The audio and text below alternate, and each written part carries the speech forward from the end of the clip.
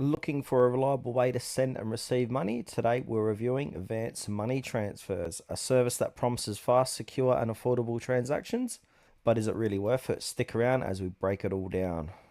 Alright, so Vance Money Transfer is an online remittance service that allows users to send money across borders with competitive exchange rates and low fees. It claims to offer quick transactions, multiple payment options, and robust security features.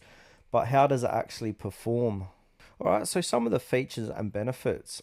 So here's what makes Vance Money Transfers stand out. They've got fast transfers, so most transactions are completed within minutes. Low fees, competitive pricing compared to traditional banks.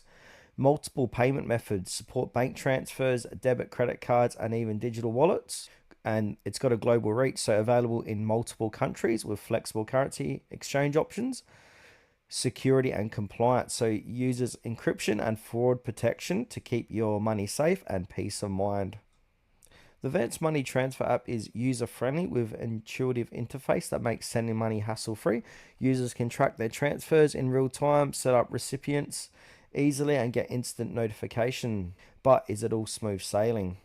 Let's talk about the pros and cons. All right, I've listed down the pros and cons.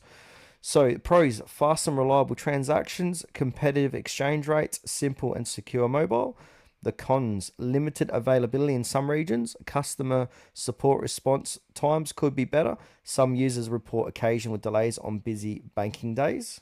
Alright, so the final verdict: is Vance Money Transfer worth it? If you're looking for a quick, cost effective, and secure way to send money internationally, it's definitely a solid option. However, if you need extensive country coverage or immediate customer support, you might want to explore alternatives. Let me know what you think. Have you used Advanced Money Transfer? Let me know in the comments below.